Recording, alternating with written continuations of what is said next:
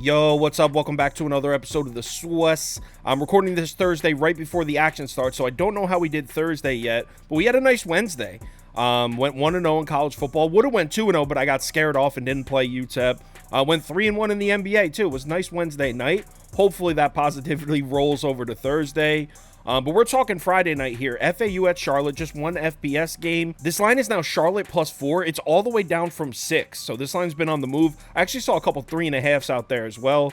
Total sitting at 42.5. Let's do it. Welcome to the Swiss. The Swiss. Swiss. Hey, get the Swiss. So the public's all over FAU on this one, but like I said, the line's moving the other way. On Monday morning at 9 a.m., this line was Charlotte +6. It's now down to Charlotte +4. And like I said, there are a couple 3.5s out there. So definitely some reverse line movement going on in this one. So let's take a look at some recent performances here, and we'll start with FAU. They may be 2-3 in their last 5 games, but if you actually take a look at their schedule, they really haven't played too badly outside of the UTSA game.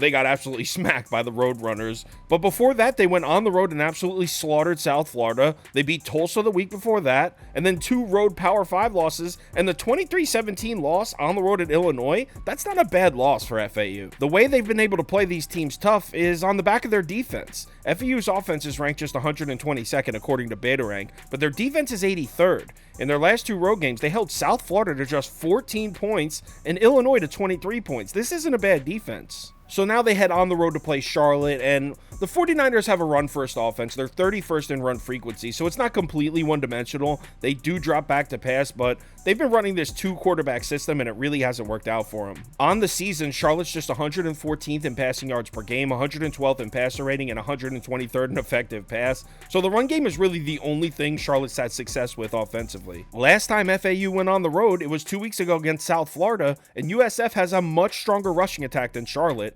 Owls defense held them to just 138 yards on the ground on 3.6 yards per carry. So I don't have a ton of hope for Charlotte offensively in this game. But here's the thing. On the other side of the ball, this Charlotte team can play some defense. They're 73rd overall, 78th in effective rush, and 67th in effective pass. Of the 4 units in this game, the best one, according to BetaRank, is the Charlotte defense. Look at Charlotte's last 4 games. They held ECU to just 7 points, Navy to 14. They did give up 34 points on the road at SMU, but they only allowed 363 total yards in that game, just 22 points to the Florida Gators in the swamp.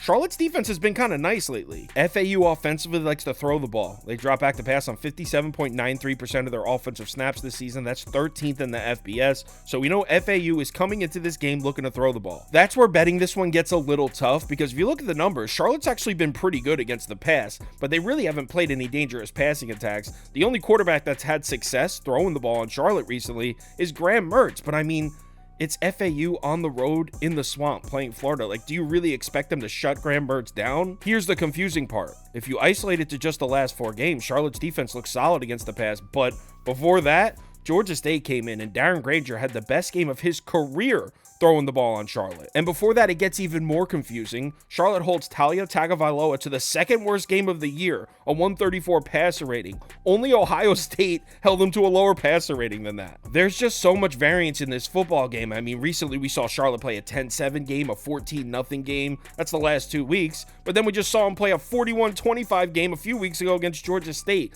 We've seen them look good against the pass. We've seen them get cooked against the pass. So I'm going to take the points. I'm going to take Charlotte +4. Don't have a ton of confidence in it. I mean, like I said, we've seen crazy variance from these 2 teams. So give me Charlotte +4, but my attention is probably going to be more so on the NBA Friday night. If you want the top bets for all sports, if you want the parlay of the day, or you want to join the Discord, head over to KyleKirms.com. The information's right there on the homepage. College football week 9, not exactly a loaded Friday night, but let's get ready because there's a lot of value on the board Saturday. Remember to bet responsibly, and I'll talk to you in the Discord.